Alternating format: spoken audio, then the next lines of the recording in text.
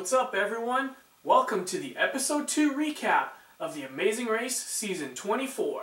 The start of the second leg begins with Jet and Cord leaving the Opera House and heading to the Chen Clan Academy. Brennan and Rachel are second to leave the pit stop, and it looked like Rachel was a little excited because she just started running. So when Brennan asks her where she is going, she says, "I don't know."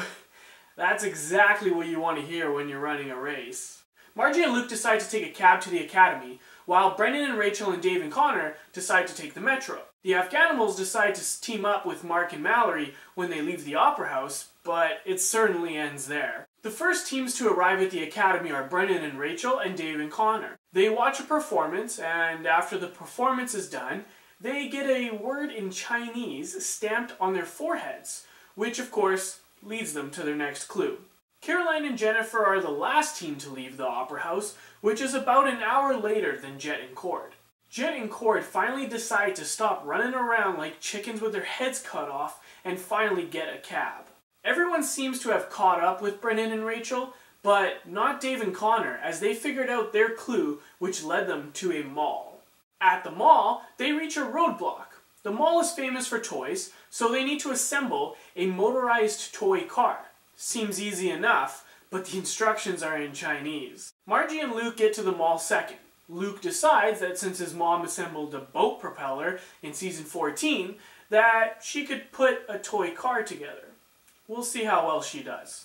Leo and Jamal are the third team to arrive at the mall, along with Brennan and Rachel and Mark and Mallory.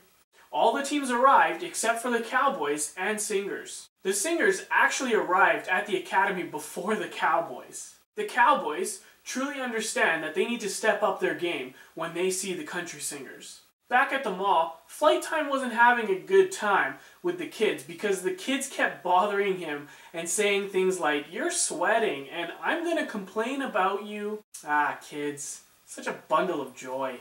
Mark and Mallory are the first team to complete the roadblock. They now head to the Children's Cultural Center, but they have to bring the toy car with them. Margie and Luke are the second team to take off. As Mark and Mallory pack the cab, the country singers get there, and then all of a sudden, BAM! Mallory forgets Mark's bags and the cab takes off. Uh-oh. The Afghanimals are next to finish the task, and while they are ready to take off, Caroline complains about being the assembler. When Mark and Mallory get stuck in traffic, Mark decides to check out the toy car in the trunk, which then Mallory asks, "Is your bag back there?" Mark of course says no, and they play the blame game. Mark wants to go back to get it, but Mallory doesn't. Jennifer decides to flirt with Cord to try to get the express pass off the Cowboys, because she knows Caroline isn't going to do well on this task, and well, they flirt their way out of things. Brennan completes the task and so does Jet. As soon as Jet finishes, Caroline asks him for the express pass, and the Cowboys said, "Screw it, take the express pass." A lot of teams were pissed, but honestly, the Singers are not a threat, and now the Cowboys don't have to stress about who to give the pass to. While Flight Time and Big Easy quickly complete the task after the Cowboys, Mark and Mallory get to the Cultural Center, where they have to drop off the toy car.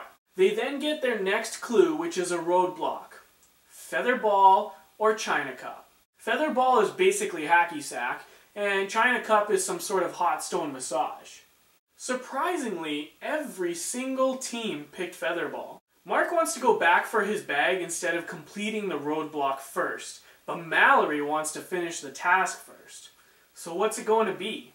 Well, Mark gets the last say, and they decide to go back to get his bag. Since they decide to go back to get the bag, that means Margie and Luke now take over first place. When teams arrive at the park, we see a bunch of people showing off their skill in Featherball.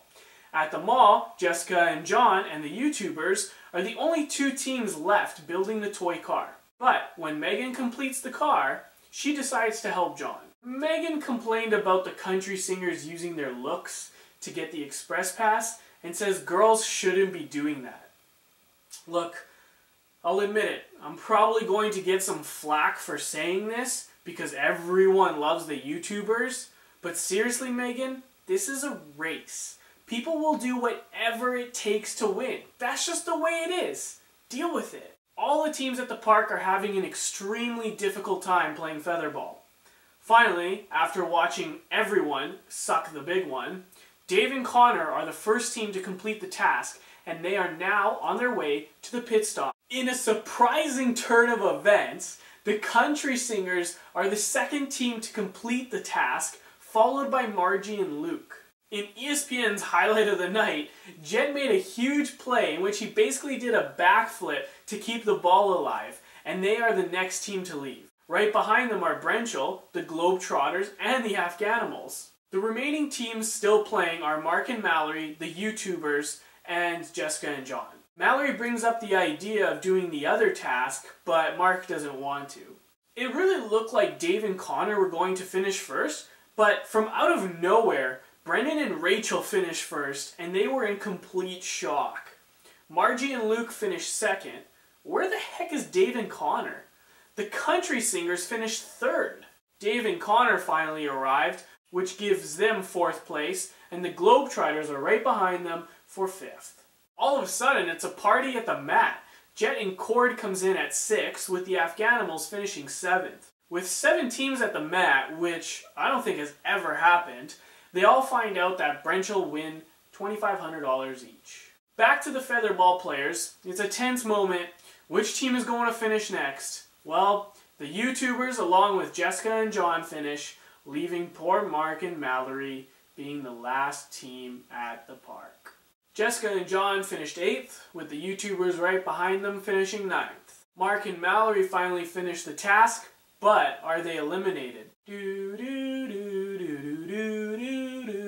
Okay, yes, they are unfortunately eliminated. It was sad seeing Mallory break down when Phil broke the news to them, and Mark was shedding a tear here and there. But that wraps up episode 2. On next week's episode, teams seem to be getting wet for a few tasks, and the Globetrotters bust out their dance moves. Who will win the third leg? Who will be eliminated? Will it be a non-elimination leg? Make sure to come back here next week to find out. Don't forget to give the thumbs up if you enjoyed my recap, comment below on your thoughts of episode 2, and, of course, don't forget to subscribe. See you all next week.